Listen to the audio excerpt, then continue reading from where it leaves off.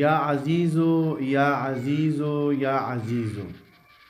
که په تاسو کې څوک دا غواړي چې زما د څوک عزت وکړي او زما د څوک قدر وکړي او په کور کې د زما خلک عزت کوي، د یارانو دوستانو خواله ورم او زما د عزت کوي، زما د اکرام کوي، ما ته د څوک سپک نه ګوري او په ما پورې د څوک خندا نه کوي، نو روزانه به تاسو دا الفاظ مبارکه وایي.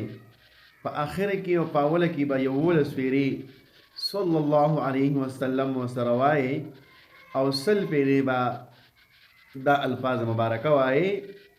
یا عزیزو یا عزیزو. که نه پوه شوي بیا ته ویمه.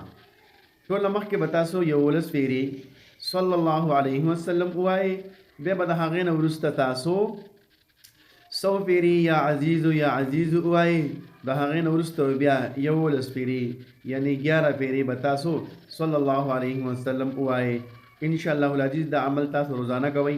انشاءالله العزیز د الله فضل سره تاسو به خلک عزت کوي، که په کور کې، که په کلي کې، که په بازار کې، که په سرکاري جاب باندې، که په هر ځای کې تاسو به خلک د عزت په نظر باندې ګوري. صحیح ده جی؟